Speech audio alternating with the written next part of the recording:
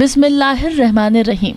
शुरू अल्लाह के पाक और बाबरकत नाम से जो बड़ा मेहरबान और निहायत रहम करने वाला है। अस्सलामु अलैकुम प्यारे दोस्तों, आज हम आपको एक घमंडी सेठ आदमी का वाक्या सुनाने वाले हैं। जब एक शख्स ने पैसों के नशे में एक फकीर को धक्के देकर घर से बाहर निकाल दिया और उसको मारा पीटा, तो उस अमीर सेठ के साथ जो हुआ उसे देखकर पूरे गांव के होश उड़ गए। प्यारे दोस्तों, यकीनन ये वाक्या सुनने के बाद आप भी हैरान रह जाएंगे। इसलिए आपसे गुजारिश है कि आप लोग आज की इस वीडियो को आखिर तक जरूर देखें। लेकिन वीडियो में आगे बढ़ने से पहले अगर आपने अभी तक हमारी आज की इस वीडियो को लाइक नहीं किया तो आपसे गुजारिश है कि इस वीडियो को लाइक जरूर कर दें और हमारे चैनल को सब्सक्राइब करके बेल आइकन भी जरूर दबा दें। तो चलिए शुरू करते हैं। प्यारे दोस्तों, एक दिन एक सेठ अपनी दौलत के खुमार से सरशद अपनी बेगम के साथ दस्तरखान पर बैठा हुआ था। सेठ साहब ने अपनी बीवी से कहा, आज तुमने खाने में क्या बनाया है? तो बीवी कहने लगी कि आज मैंने आलू गोश्त बनाया है।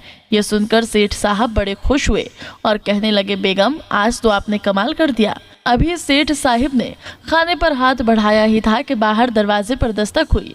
साथ ही एक आवाज गूंजी कि ये घर वालों, मैं 2 रोज से भूखा हूँ, कुछ खाने के लिए मुझे चंद रोटियां दे दो। सेठ साहिब को फकीर की सदा पर जरा न गवारा गुजरी और सेठ को बहुत ज्यादा गुस्सा आया, क्योंकि अभी उन्होंने खुद भी खाना नहीं खाया था और साथ ही फकीर भी दरवाजे पर आ गया था। और सेठ साहब को ये बात बहुत बुरी लगी और उन्होंने गुस्से में अपनी बीवी से कहा, एक तो मांगने वाले भी ना हर रोज मांगने आ जाते हैं, ना कुछ सुकून करते हैं और ना हमें सुकून करने देते हैं, पता नहीं कहाँ से आ जाते हैं। और सेठ को बहुत ज्यादा गुस्सा आया। वो बैठे बैठे उस बेचारे फकीर को गुस्से में कोसते ही चला जा रहा था और कहता चला जा रहा था कि इन्होंने तो जीना हराम कर दिया है, जब देखो दरवाजे पर खड़े होकर कुछ न कुछ मांगते रहते हैं। फिर बीवी ने कुछ खाना फकीर को देना चाहा, लेकिन सेठ साहिब ने मना कर दिया कि इन फकीरों का तो ये रोज का काम है, तुम भी इनकी तरह होती चली जा रही हो। जब भी कोई फकीर दरवाजे पर आता है तो तुम मुझसे यही कहती हो कि मैं इसको ये दे देती हूँ, वो दे देती हूँ। तुमसे कितनी बार मना कर चुका हूँ कि इन फकीरों पर बिल्कुल भी विश्वास मत किया करो और ना ही इन्हें कुछ दिया करो और ना ही खाने पीने का सामान दिया करो। ये लुटेरे होते हैं और हम इन्हें अपना माल देकर अपने माल में कमी करते हैं। ना ही ये हमें दुआ देकर जाते हैं और ना ही हमें इनकी दुआ लगती है। फिर अपनी आवाज का जवाब न पाया तो दरवाजे पर थोड़ा जोर डाला तो फकीर अंदर आ गया और अंदर आकर सदा लगाने लगा। सेठ की निगाह जब फकीर पर पड़ी तो वो अपने आपे से बाहर हो गया। उसे बहुत ज्यादा गुस्सा आ गया कि इस फकीर की इतनी हिम्मत कैसे हो गई कि बिना पूछे मेरे घर में दाखिल हो गया। फिर सेठ खाने के दस्तरखान से उठा और फकीर को धक्के देने लगा और उसे गालियां देने लगा। आखिरी धक्के के नतीजे में फकीर दरवाजे से बाहर गली में निकल गया। फकीर को ये बात बिल्कुल भी अच्छी नहीं लगी, क्योंकि वो जिस किसी के घर भी जाता था तो वहां पर उसे इज्जत दी जाती थी, उसे खाना दिया जाता था और वो जो भी मांगा करते थे उसे दिया जाया करता था। लेकिन आज सेठ साहब ने हद पार कर दी और उस फकीर को धक्के देकर अपने घर से बाहर निकाल दिया। लेकिन उस फकीर ने कुछ नहीं कहा, सिर्फ आसमान की तरफ देखा और चला गया। अभी कुछ दिन गुजरे ही थे कि सेठ को कारोबार में नुकसान पर नुकसान होने लगा। वो परेशान रहने लगा।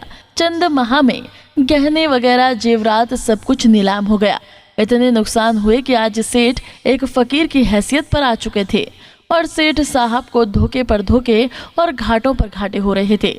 और इतना नुकसान हुआ कि अब सेठ साहब का घर तक बिक चुका था।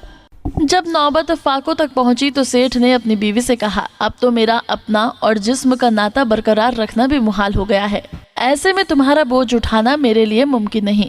यानी कि अब मैं बिल्कुल कंगाल हो चुका हूँ, मेरे पास कुछ नहीं, मैं अपना खर्चा भी नहीं उठा सकता, तो तुम्हारा ख्याल कैसे रखूंगा?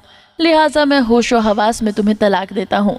बीवी ने तलाक ली और अलविदा कहा और इद्दत पूरी करने के बाद एक और शख्स के साथ शादी कर ली और जिंदगी गुजारने लगी। अल्लाह की करनी हुई, एक दिन वो औरत अपने नए शौहर के साथ खाना खाने के लिए दस्तरखान पर बैठी थी। खाना खाने लगी तो उस वक्त दरवाजे पर दस्तक हुई। आवाज आई कि मैं सख्त भूखा हूँ, अल्लाह के लिए मुझे खाने के लिए कुछ दे दो। उसके शौहर ने सारा खाना उठाया और बीवी से कहा कि हम और बना लेंगे। उसका नया शौहर बहुत ही नेक और लोगों का ख्याल रखने वाला था और उसके शौहर ने जैसे ही उस भूखे फकीर की आवाज सुनी तो उसे तरस आ गया। उसने सारा खाना उठाया और अपनी बीवी से कहा कि ये खाना फकीर को दे दो। बीवी जैसे ही खाना फकीर को देने के लिए उठी तो फकीर को देखकर सकते में आ गई। वो एकदम हैरान रह गई, उसके होश उड़ गए, क्योंकि जो शख्स उसकी आंखों के सामने फकीर बना खड़ा था वो कोई और नहीं बल्कि उसका वही शौहर था जिसने एक बार इसी तरह एक भूखे फकीर को धक्के देकर घर से निकाला था। फिर बीवी अपने नए शौहर से कहने लगी, तुमने इस फकीर को पहचाना? तो उसका शौहर कहने लगा, नहीं तो। औरत ने कहा कि यह फकीर मेरा पुराना शौहर है और एक दिन हम ऐसे ही खाना खा रहे थे तो इस जालिम और मगरूर शख्स ने उस फकीर को खाना भी नहीं दिया और तो और उसको मारा और उसे धक्के देकर अपने घर से निकाल दिया। उसका शौहर कहने लगा कि बेगम, क्या मैं आपको इससे ज्यादा ताजुब करने वाली बात बताऊं? उसने कहा, जरूर बताइए।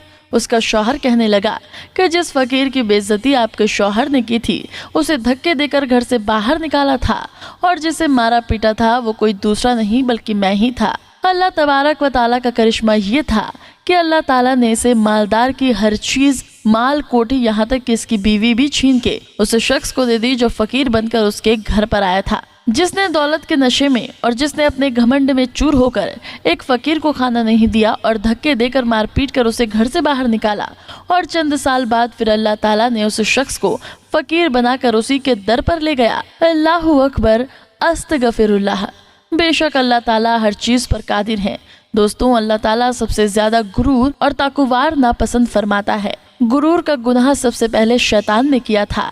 गुरूर अपनी ताकत, दौलत और ओहदे की वजह से खुद को दूसरों से बड़ा समझना और दूसरे लोगों को खुद से कमतर समझना, ये खुद को खुदा समझना कि वो अपनी ताकत और दौलत से कुछ भी कर सकते हैं और कोई उनका कुछ नहीं बिगाड़ सकता। लेकिन अल्लाह की पकड़ है, अटल है। लिहाजा हमें चाहिए कि अल्लाह ताला अगर हमें दौलत, शोहरत, अलगरज जो दुनिया की हर नेमत से नवाजता है, लेकिन हमें चाहिए कि हम ना ही उस दौलत पर घमंड करें और ना ही दुनिया वालों के सामने जाहिर करें कि हम खुदा बन चुके हैं।